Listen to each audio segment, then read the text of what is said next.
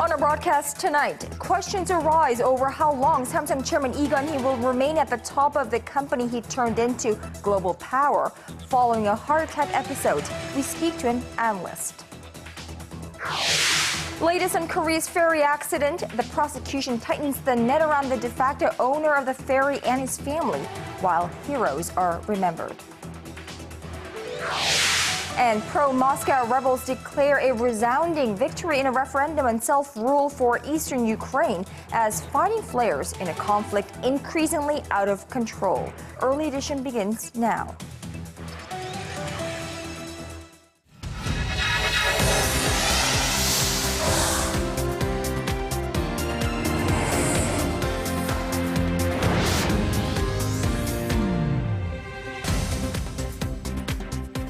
It is 5 a.m. in New York, noon in Kiev, and 6 on a Monday evening here in Seoul. This is Early Edition at 6, live from Seoul. I'm Moon Gon-young. And I'm Daniel Che. Thank you for joining us. The ruling Century Party has named its nominee for next month's Seoul mayoral race, giving the nod to lawmaker Chung Mong-jun. Right, he beat out former Prime Minister Kim Hwang-sik and Supreme Council member Lee Hae-hun in a primary this Monday. For more, let's go live to our Ji Myung-gil. He is standing by at Seoul's Olympic Gymnastics Hall. That is where this primary took place. Good evening to you, Myung-gil.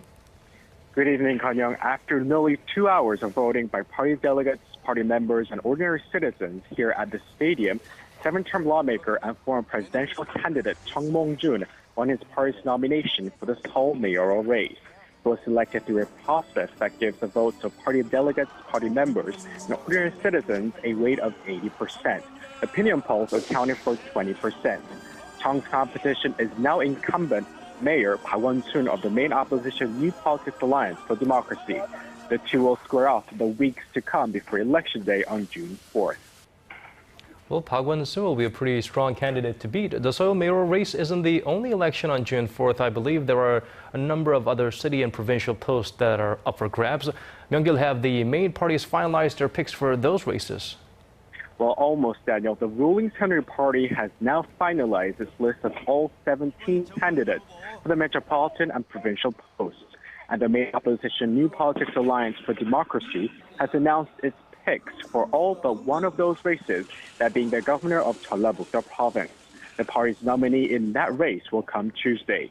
All candidates in the June 4th election will officially start campaigning next Thursday, May 22nd. Back to you. All right, that was our Ji Myung-gil, our political correspondent Ji Myung-gil, reporting live from the Seoul Gymnastics Hall, where the primary for the ruling Century Party's mayoral race took place today. Let's now move on to the latest on the Seoul ferry disaster. Nearly 1 month has passed since the ferry capsized, but investigators finally believe they are edging closer to finding out who was the real owner of the sunken vessel. But there are challenges and obstacles, as always. Figures with close ties to the ferry's operators are refusing to cooperate with the investigation. Our Connie Kim gives us the latest update. Investigators believe they are narrowing in on the real owner of the sunken Seoul ferry, which they believe is the key to unlocking what may have caused the accident. Key figures associated with Cheongjin Marine Company, the practical owner of the ferry, have not been cooperating with the investigation. Prosecutors summoned in Yoo Dae-gyun, the first son of Cheongjin owner Yoo Byung-an, for questioning Monday morning, but he failed to appear. If he had shown up, they would have asked him about his involvement in Semo Group, under which Cheongjin operates. The prosecution is currently reviewing to issue an arrest warrant for Yoo to force him in. Yoo currently holds majority shares in 3 Semo Group affiliates. He was paid nearly $10,000 a month for his duties, and the prosecution suspects he is deeply involved with the day-to-day operations. Investigators are also looking at him on charges of tax evasion. Prosecutors did have a chance to talk with another member of the Yoo family on Sunday. Yoo Byung-il, the older brother of Cheongjin owner Yoo Byung-an, was questioned overnight on his possible involvement in the construction of the Seoul ferry and the business operations of Cheongjin Marine Company. Yoo Byung-an is likely to be summoned sometime this week. While investigators hone in on the ferry operator and owner, the search for those still missing in the accident continues off Jindo Island in southwestern Korea. Fast tidal currents have halted operations since early Saturday morning. Now, when divers are able to re-enter the water, they'll attempt to gain better access into the 4th level of the ship, where more bodies are expected to be found. Connie Kim, Arirang News. Meanwhile, President Park Geun-hye held a rare emergency meeting with her senior secretaries over the weekend and decided to make an official apology to the nation in a public address for the devastating Seoul ferry disaster sometime in the near future. And the address will also include measures to completely reform the nation's crisis management system. Our correspondent Choi Yoo-sun has more. When President Park Geun-hye addresses the nation in the coming days, she's expected to apologize to the Korean people for the government's failure to prevent the Seoul ferry tragedy. She has apologized a number of times since the accident nearly a month ago, but has been criticized for not making one directly to the public. In her speech, President Park will also lay out the details of a new master plan to bolster national safety and a new ministry she's previously pledged to establish to oversee emergency response and management. 재난 안전의 컨트롤 타워에 대해서는 전담 부처를 설치해서 사회 재난과 자연 재해 관리를 일원화해 효율적이고 강력한 통합 재난 대응 체계를 구축하는 것이 바람직하다는 결론에 이르렀습니다. At a surprise meeting with her senior secretaries on Sunday, the president also discussed ways to bring about sweeping reforms to public service and root out irregularities that are blamed for having caused a deadly ferry accident. It's a sentiment President Park first iterated 2 weeks after the Seoul ferry sank. 이번에는 반드시 과거로부터 이어져 온 잘못된 문제들을 바로잡고 새로운 대한민국의 틀을 다시 잡아서 국민들의 신뢰를 되찾고 안심하고 살 수 있는 대한민국을 만드는 길에 나설 것입니다. There's also speculation about reshuffles within the cabinet and the presidential office, especially as a number of officials have been slammed publicly for inconsiderate behavior since the Seoul accident. The president's address will likely come either Tuesday, when a cabinet meeting is scheduled, or towards the end of the week, when the prosecution and police are expected to announce an interim report on their joint ferry disaster probe. Choi Yoo-sun, Arirang News. For as much attention as has been given to the Seoul ferry captain and crew who abandoned the vessel with hundreds still on board, there are countless other stories of heroes who put their lives of others before theirs. That's right. The government on Monday officially recognized 3 of them as martyrs. 22-year-old Park Ji-young, a part-time worker on the ferry, will be remembered for staying on board to hand out life vests even foregoing one herself. Kim Gi-young and Chung Hyun-sun, an engaged couple, could have been rescued from the severely listing ferry, but they decided instead to go back inside to help others escape. All 3 unfortunately passed away. Being designated as a martyr by the government means that they can be buried at a national cemetery in Korea. It also makes their bereaved families eligible for financial compensation, medical assistance, and other incentives. In addition to these 3 heroes, the government is reviewing a list of others who were aboard the Seoul for the martyr designation.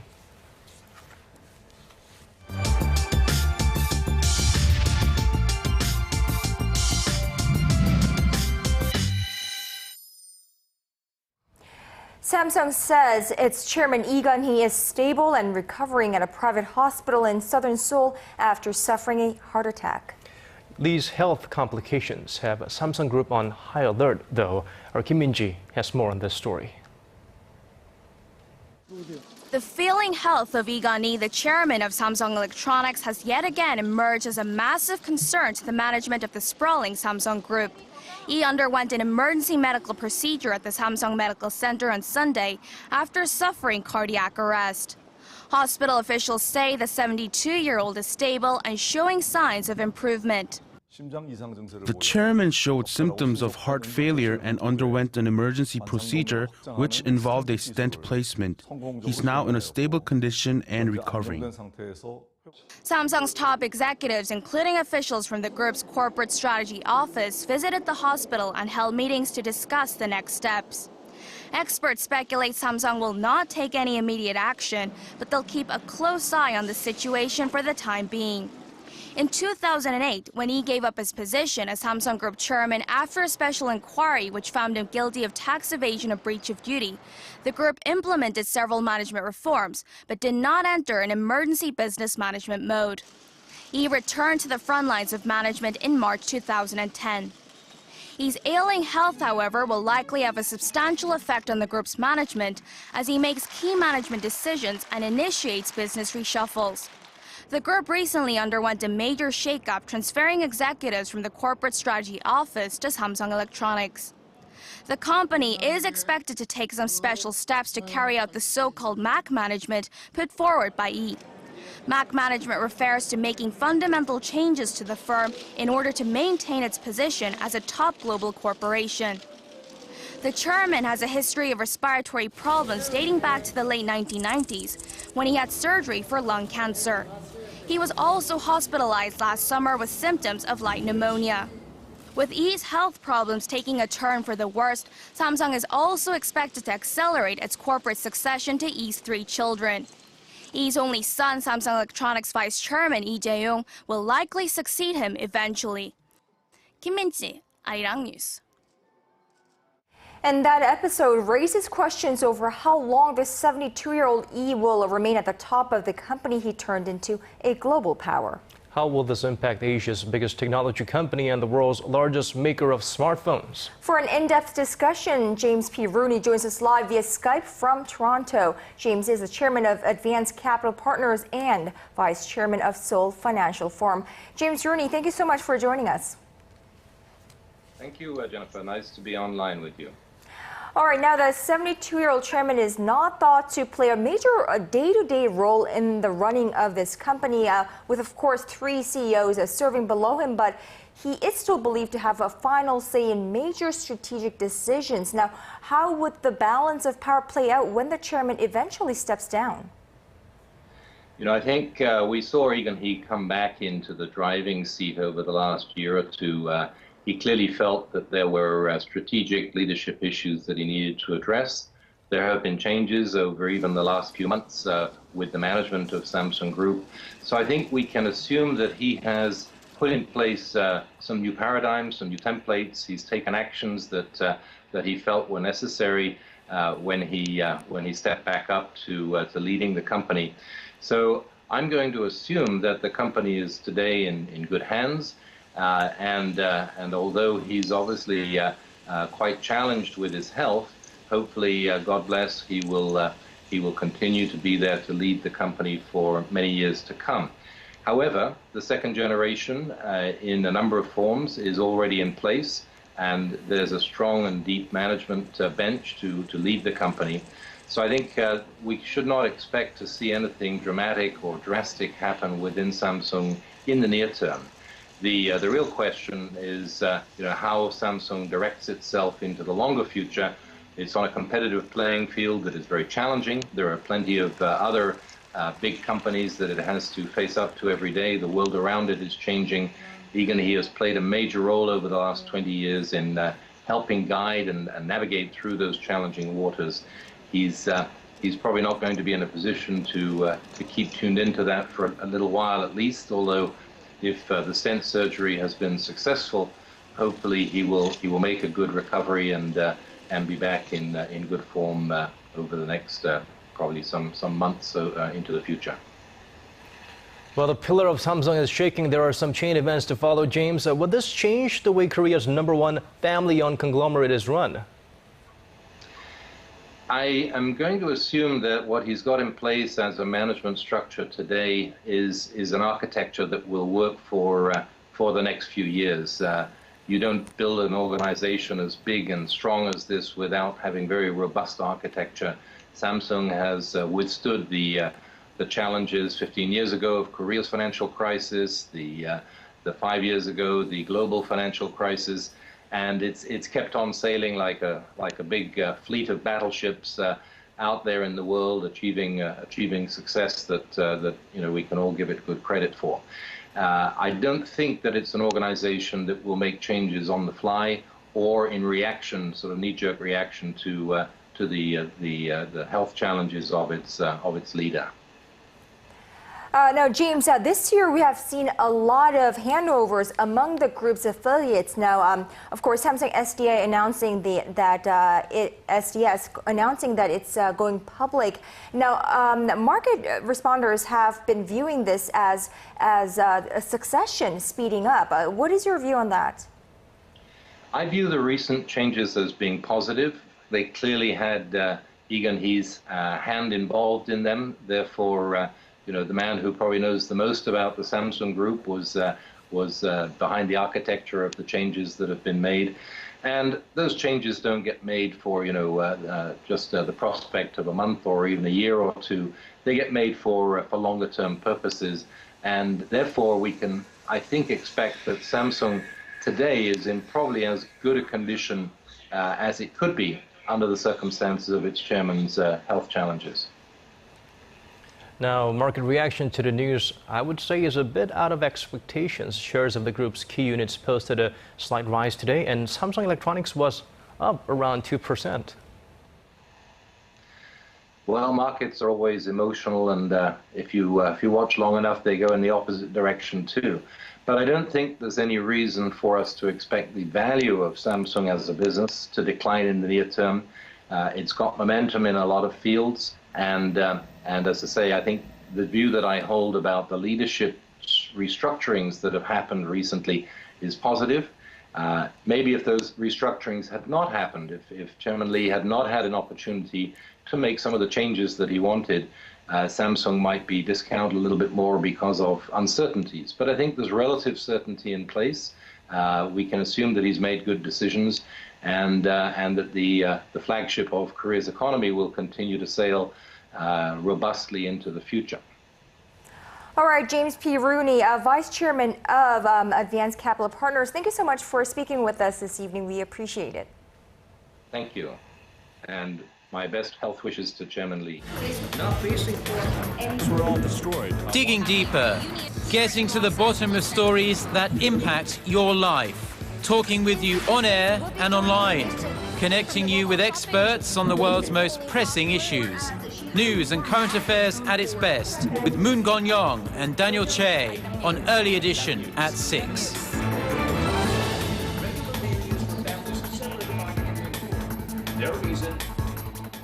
The war of words between the two Koreas is intensifying, but this time it is South Korea firing off a shot.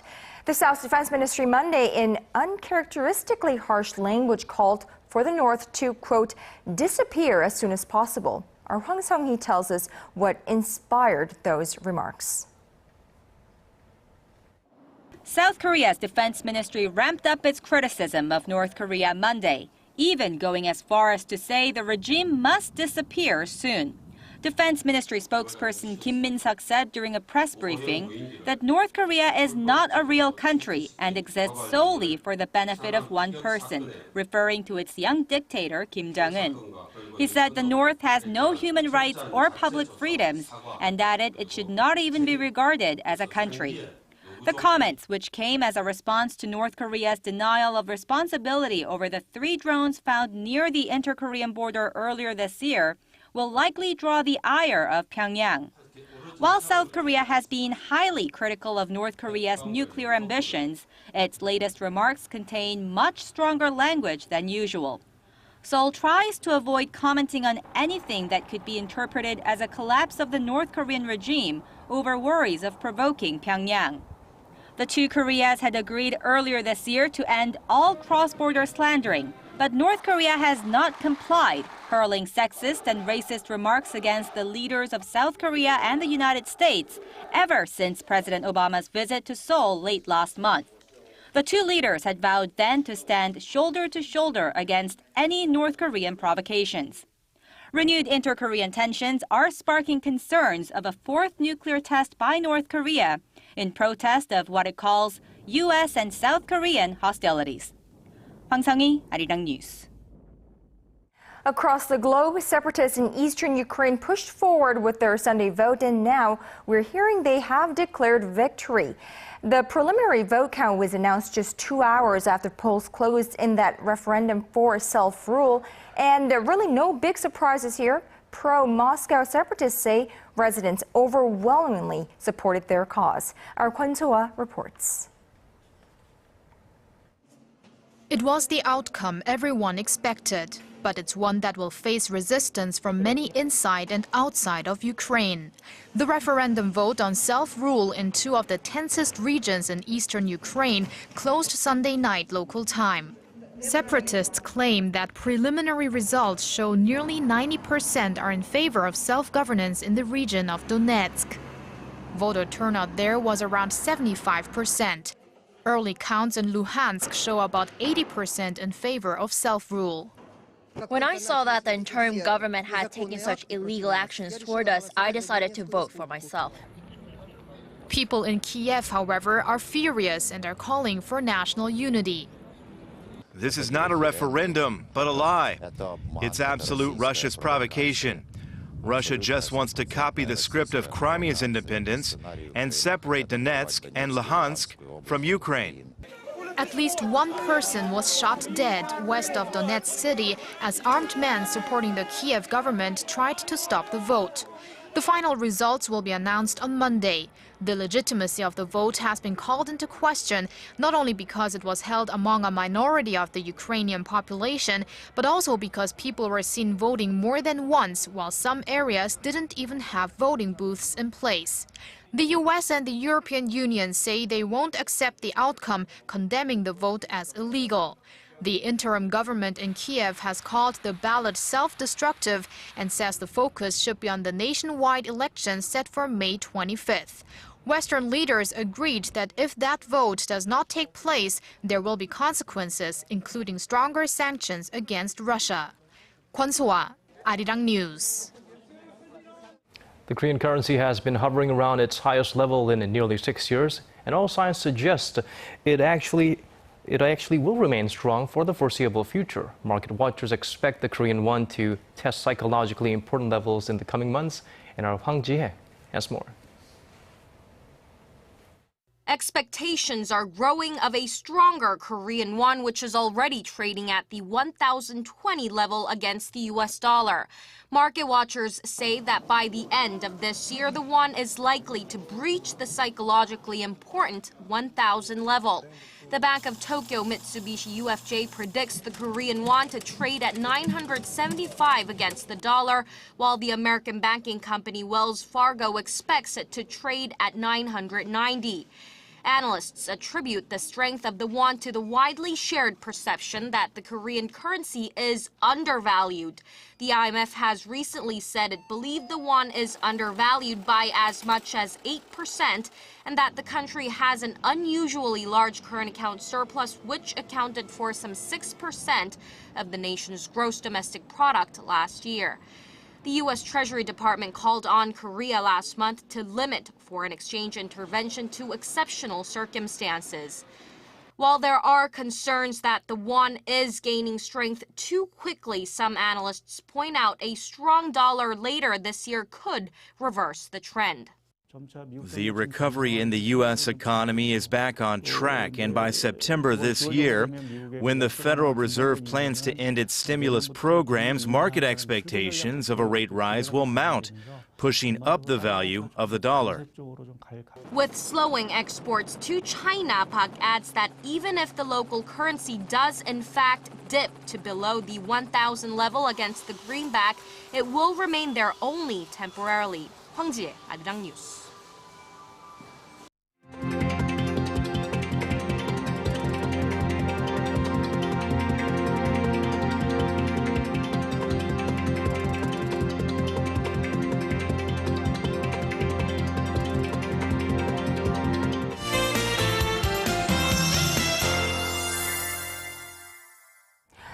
We had a bit of a chilly day here in the nation's capital, so let's find out whether it's going to warm up by turning to our Michelle Park. Good evening to you, Michelle. Good evening, guys. Now, it was sunny today, but like you said, a bit chilly because of the high winds. But I hear we also can expect some unseasonable changes, right? Right, we can expect nice sunny and unseasonably warm temperatures throughout the whole week, with temperatures heating mostly in the high 20s to low 30s. However, since it's still officially spring, we will continue to experience large temperature gaps more than 10 degrees between the days and nights, so make sure you are prepared for the changeable conditions. Now going over to our temperature readings, Seoul tops out at 13 before reaching up to 27 in the afternoon. Meanwhile, the southern cities such as Daegu and Busan will peak up to 31 and 25 degrees. Now moving over to other regions, Jeju Island tops out at 24, Dokdo at 25, while Mankumgang tops out at 16. Now, as for the weather conditions, Jindo, for tomorrow, now we can expect similar conditions to today with light winds and calm waves. However, strong tides will continue to hamper the search efforts. Now, that's all I have at this moment. I'm Michelle Park, and back to you guys. Thank you for that, Michelle. And that brings us to the end of our newscast. Thank you for watching. For our viewers in Korea, have a wonderful rest of the evening. This has been Daniel Che. And I'm Moon Gan-young. To those of you in other parts of the world, have a great start to your day and your weekend. We hope to see you right back here same time tomorrow. Bye-bye.